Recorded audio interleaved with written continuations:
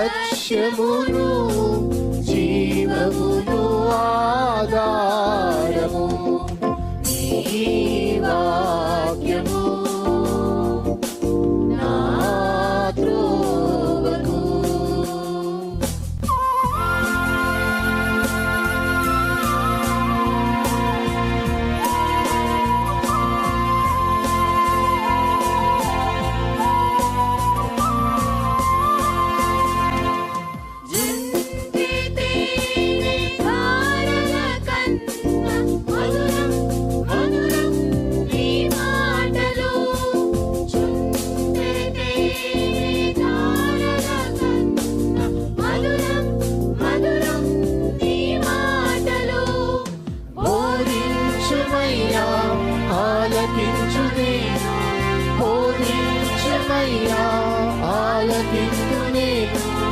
అనుసరింతునయ్యా ఆత్మశక్తితో, అనుసరింతునయ్యా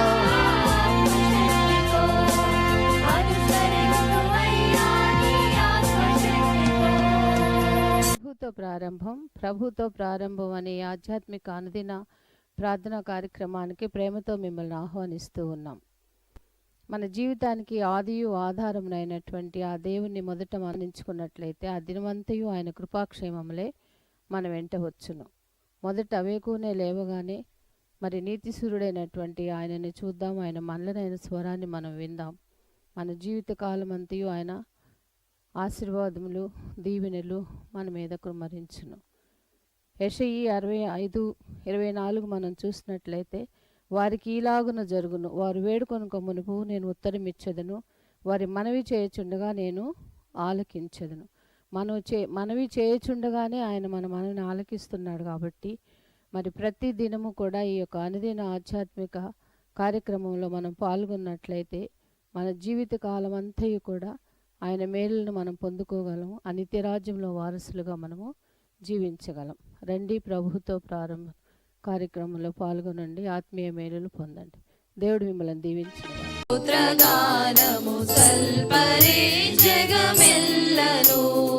సర్వశక్తుని స్తోత్రగానం సల్పరే జగమెల్లను నిర్వహించును దాస భారము నిత్యమెదరా చెల్లను. సర్వశక్తుని స్తోత్రగానం సల్పరే జగమెల్లను.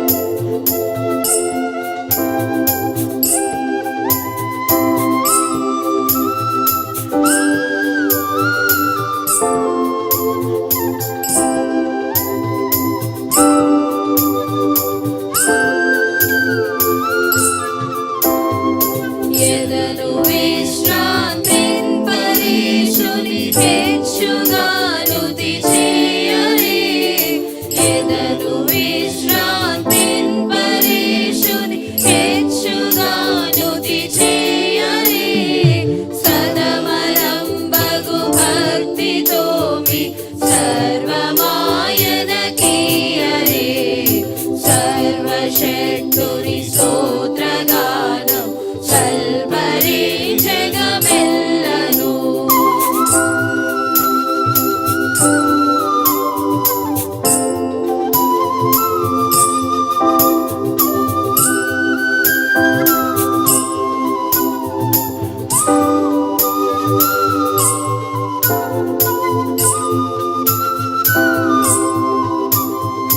చావు పుట్టుకలేని వాడుగా సంతతము జీవించును.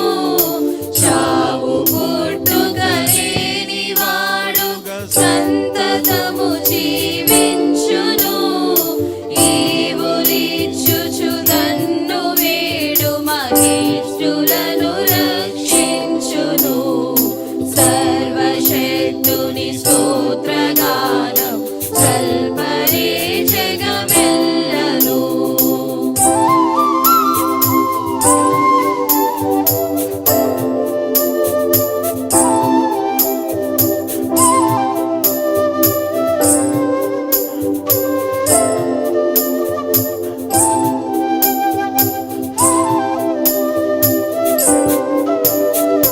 దాసులై దేవునికి ఎదను దర్పమును భోగాల్పరే. దాసులై దేవునికి ఎదను దర్పమును భోగాల్పరే. యేసుక్రీస్తుని పుణ్యవస్త్రము నీ మరకమై దాల్పరే. సర్వశక్తుని స్తోత్రగానం సల్పరే జగమెల్లను. సర్వశక్తుని స్తోత్రగానం సల్పరే జగమెల్లను. నిర్వహించును దాసభారము నిత్యమెదరా చెల్లను. సర్వశక్తుని స్తోత్రగానం సల్పరే జగమెల్లను. అలాగే నిలుచుండి. ప్రియమైన దేవుని సంగమా, మరొక నూతన దినమును దేవుడు మనకు అనుగ్రహించాడు. నూతన వారంలో ప్రవేశించాం. దేవుని దయా సంకల్పాన్ని బట్టి అనుదినము దేవుని వాక్యాన్ని ధ్యానం చేస్తుండగా దేవుడు మనతో మాట్లాడుతూ ఆయా భక్తుల జీవిత సాక్ష్యాల్లోంచి మన జీవిత అనుభవాలకు కొన్ని సందేశాలు వినిపిస్తున్నాడు. మన విశ్వాసాన్ని పెంపొందింప చేసుకోవడానికి, ఆ శ్రమ అనుభవంలో మనం స్థిరంగా దేవుల్లో ఉండటానికి అవసరమైన అనుకూలమైన వర్తమానములు దేవుని వాక్యం నుంచి మనకు వినిపిస్తున్నారు.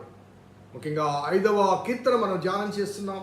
ఇప్పటి వరకు మరి 6 వచనాలు మనం ధ్యానం చేసాం.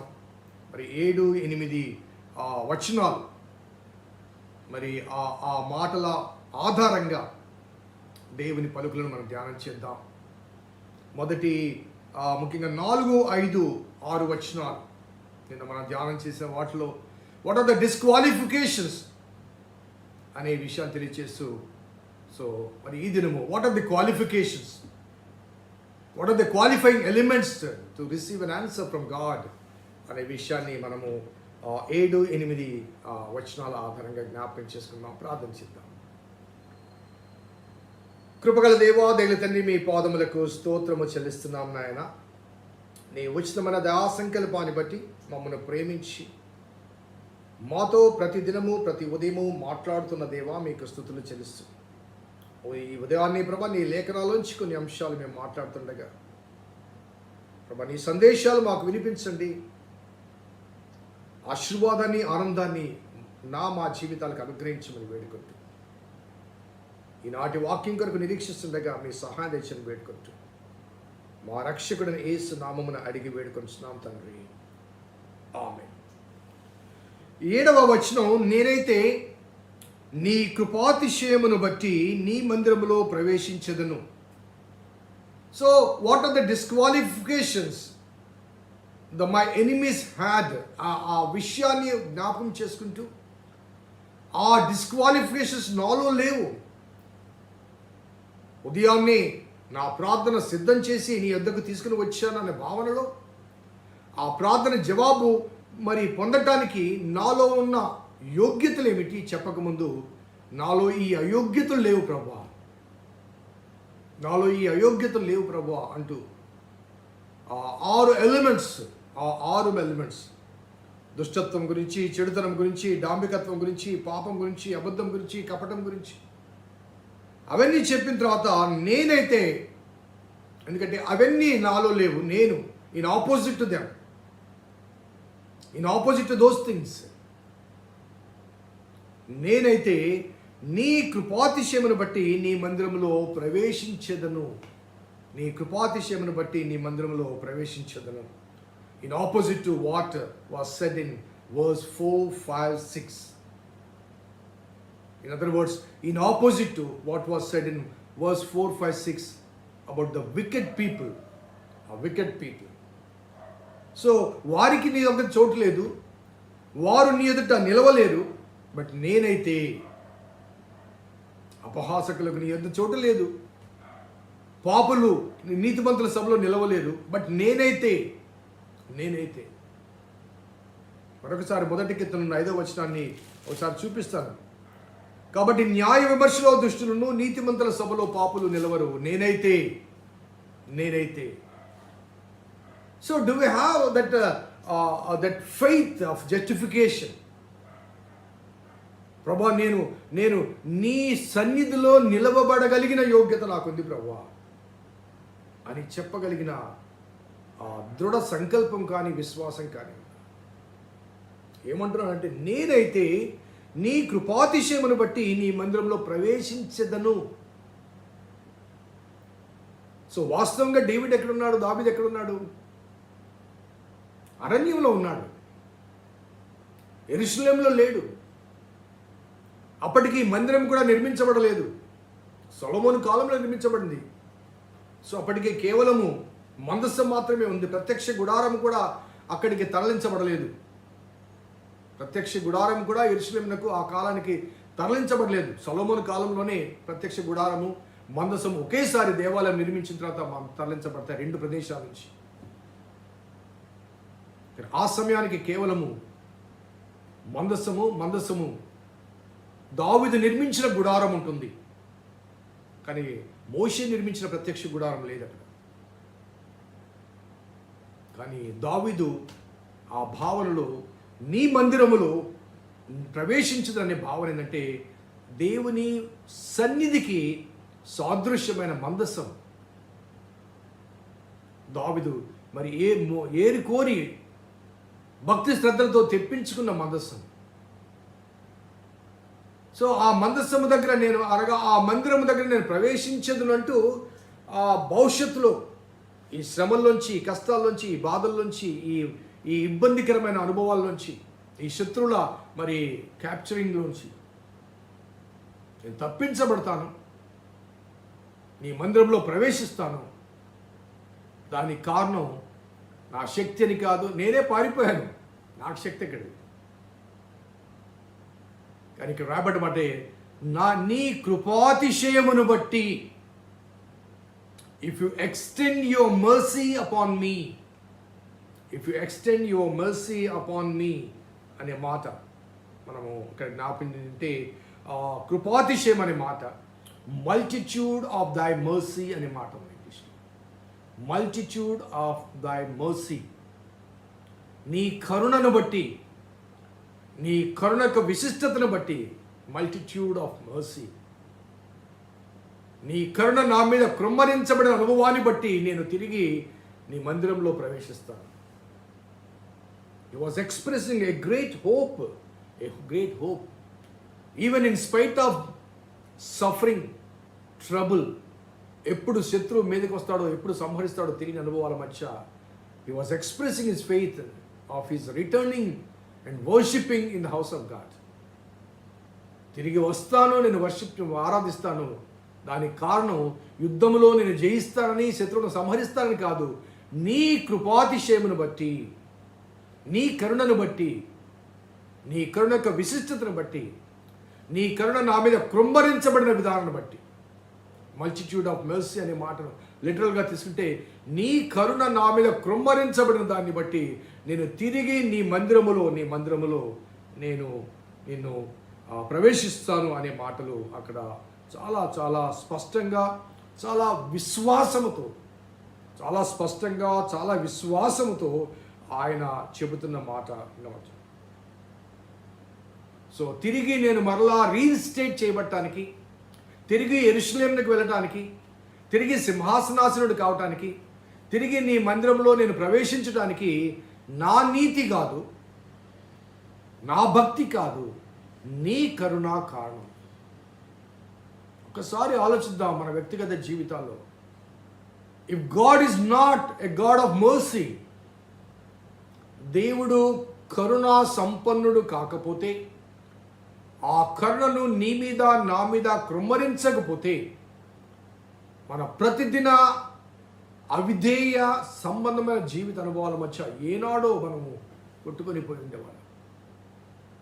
ఈరోజు మనము స్థిరంగా ఉన్నామంటే దానికి కారణం దేవుని కరుణ.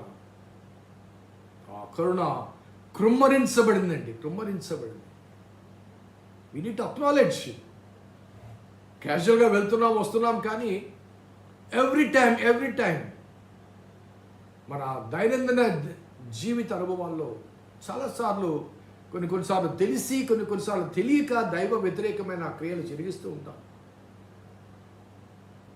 దేవునికి తెలియదని మనం అనుకుంటుంటాం. ఆయనకు మరుగైనది ఏది లేదు. కానీ దావీదు పట్ల ఆయన చూపిన కరుణ, ఆయన మారిన దేవుడు కాబట్టి మన పట్ల కూడా కరుణ చూపించి కోపించకుండా ఉన్నాడు కాబట్టి మనము క్షమించబడుతున్నాం. కాబట్టి నేనైతే నీ కృపాతిశయమును బట్టి, ఆ కృప అనే మాట ఇక్కడ ట్రాన్స్లేషన్ రాశారు, కానీ ఇట్స్ నాట్ ద గ్రేస్. నేను చాలాసార్లు చెప్పాను, there is a difference between grace and mercy. So పాత నిబంధనలో మర్సీ అనే మాట వాడబడింది, the multitude of mercy. Your mercy endureth for ever అంటాడు. నీ కృప తరతరములు అని తెలుగులో ట్రాన్స్లేషన్ ఉన్నప్పటికీ కూడా, బట్ ఇంగ్లీష్ భాషలో, హీబ్రూ భాషలో మర్సీ అనే మాట. సో నీ కరుణను బట్టి. అదే రీతిగా ద కంటిన్యూస్ రెండవ స్టేట్మెంట్ చూస్తే, నీ ఎడల భయభక్తులు కలిగి నీ పరిశుద్ధాలయము దిక్కు చూచి నమస్కరించెదను. మొదటిది ప్రవేశించెదను, రెండవది నమస్కరించెదను అంటాడు. I will definitely enter into your house because of thy multitude of mercy. At the same time, నేను లోనికి వెళ్ళి తప్పనిసరిగా నీకు నమస్కారము చేసేదను, అనగా సాగిలపడను, పూజించదను, బల్యర్పణ జరిగించదను, కృతజ్ఞతలు చెల్లించదను. A confidence, a faith of returning back and entering into his sanctuary and worshipping him. He was expressing his hope and confidence even while he was still in the time of trouble.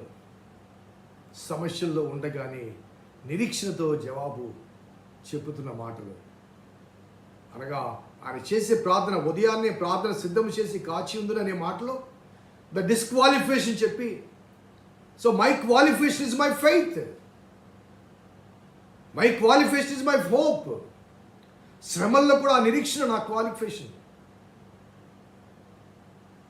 So ఆ పరంపరలో 8వ వచనం చూడండి, యెహోవా నా కొరకు పొంచి ఉన్న వారిని బట్టి నీ నీత్యానుసారముగా నన్ను నడిపించుము, నీ మార్గము నాకు స్పష్టముగా కనపరచు. కాబట్టి నేను మళ్ళీ దేవాలయానికి వెళ్ళాలి, ఆలయంలో ప్రవేశించాలి, ఆలయంలో ఆరాధించాలి. కాబట్టి నా చుట్టూ పొంచి ఉన్నవారు ఉన్నారు. ఆ పొంచి ఉన్నవారు నన్ను కబలించకుండా నన్ను నీవు నడిపించాలి. ఎలా నడిపించాలి అనగా, నీ నీత్యానుసారముగా, నీ నీతిని బట్టి నన్ను నడిపించుము, నీ మార్గము నాకు స్పష్టముగా కనపరచు. నీ మార్గము నాకు స్పష్టంగా, లీడ్ మీ. ఎందుకంటే నా చుట్టూ శత్రువులు ఉన్నారు కబలించాలని. కాబట్టి దిక్కు తోచని పరిస్థితుల మధ్య ఉన్నాను, నిస్సహాయ స్థితిలో ఉన్నాను, ఎటు పోవాలో తెలియదు, ఏ వైపు నుంచి ఏ శత్రువులు ఎలా వస్తారో తెలియదు. కాబట్టి నువ్వు నడిపించాలి, you must lead me, you must guide me, you must take me back. So నీవు నడిపించాలి. కాబట్టి నీ మార్గము అనగా, నా దగ్గర అనేక మార్గాలు ఉండొచ్చు. నా చుట్టూ ఉన్నవారు దావీదుతో రాజా రాజా ఇటు పోతే బాగుంటుంది అని కొందరు, ఇటు పోతే బాగుంటుంది అని కొందరు, ఇటు పోతే బాగుంటుంది అని కొందరు. కానీ నువ్వు సరైన మార్గంలో నడిపిస్తావు కాబట్టి నీ మార్గము నాకు స్పష్టముగా కనపరచము. సరైన మార్గము, లేకపోతే clear way or straight way, వంకర మార్గము కాదు, కుట్రతో కూడిన మార్గం కాదు. స్ట్రైట్ వే, క్లియర్ వే, సరైన మార్గము నాకు చూపించు. నేను తిరిగి నీ ఆలయంలో ప్రవేశించాలి, తిరిగి నీ ఆలయంలో నేను నిన్ను నమస్కరించాలి. కాబట్టి అలా తిరిగి వెళ్ళటానికి నా శత్రులు నా చుట్టూ వలపని ఉన్నారు ప్రభువా, నా చుట్టూ పొంచి ఉన్నారు ప్రభువా. వారిలోంచి నేను తప్పించబడి వెళ్ళాలంటే సరైన మార్గం ఏంటో నువ్వే నాకు చూపించాలి. సరైన మార్గాన్ని నువ్వు వ్యక్తపరచాలి. సో మన ఇబ్బందికరమైన స్థితిగతుల మధ్య దేవా, దిక్కు దోచని స్థితిగతుల మధ్య ఉన్నాను, సరైన మార్గం నాకు చూపించు, సరళమైన మార్గం నాకు చూపించు, నీ దృష్టికి సరైనదేదో ఆ మార్గాన్ని చూపించు. కొన్నిసార్లు సమస్యల్లో మనకు కొన్ని చాయిస్లు కనబడతాయి. ఆ చాయిస్లో కొన్ని ఎన్ని చాయిస్లు అంటే వక్ర మార్గాలు, వంకర మార్గాలు, తప్పుడు మార్గాలు కొన్ని చాయిస్లుగా మన ముందుకు వస్తుంటాయి. ఆ వంకర మార్గాలు, వక్ర మార్గాలు, అవి వాటి ద్వారా కలిగే అపశృతులు కానీ, లేకపోతే అవరోధాలు కానీ, లేకపోతే ప్రమాదాలు కానీ, వాటి కారకులు మనమే అవుతాం. ఒక సమస్యను మనకు కలిగినప్పుడు ఆ సమస్య నుంచి బయటికి రావటానికి there is a straight way, but there are several of wrong ways. కొన్నిసార్లు ఆ రాంగ్ వేస్ ఈజీగా ఉంటాయి, సులభంగా ఉంటాయి, విశాలంగా ఉంటాయి, అనుకూలంగా ఉంటాయి. కానీ సరైన మార్గం ఇరుకు మార్గంగా ఉంటుంది, తిన్నని మార్గంగా ఉంటుంది, చక్కని మార్గంగా ఉంటుంది. అది అటు ఇటు చూడక సరైన మార్గంలో సరైన రీతిని దేవుని యొద్దకు నడిపిస్తాయి.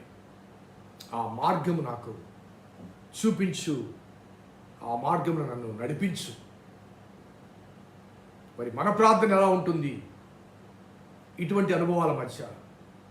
ఒకసారి సెల్ఫ్ ఎగ్జామిన్ చేసుకోవాల్సిన ఆవశ్యకత ఎంతైనా ఉంది. Self examination. ప్రార్థించుదాం. కృపగల దేవా, దయగల తండ్రి, మీ పాదములకు స్తోత్రము చెల్లిస్తున్నాం నాయన. నీ ఉచితమైన దయా సంకల్పాన్ని బట్టి మమ్మల్ని ప్రేమించి శ్రేష్టమైన మాటలు వినిపిస్తున్నారు ప్రభు. అవును తండ్రి, ఆసక్తి కలిగించే ఆధ్యాత్మిక వర్తమానములు, ఇబ్బందికరమైన పరిస్థితుల్లో కూడా దారి చూపే మార్గాలు, దిక్కుదోచని స్థితిగతుల మధ్య కూడా దరిచేర్చే మార్గాలు నీవు కనుపరచాలి, నడిపించాలి. అలా మేము కూడా కోరుకుంటూ దావీదు వలె విజ్ఞాపన చేస్తూ నీ సహాయాన్ని వీక్షిస్తూ మా రక్షకుడు, మా విమోచకుడు, సజీవుడైన యేసు నామమున అడిగి వేడుకొనిస్తున్నాం తండ్రి. ఆమేన్. తండ్రి, కుమార, పరిశుద్ధాత్మ త్రియేక దేవుని దీవెన ఈ వాక్యం విన్న బిడ్డలకు, వాక్యాభిలాషులకు సదా తోడేయును గాక. ఆమేన్. God bless you. దేవుడి ముందు దీవించును గాక.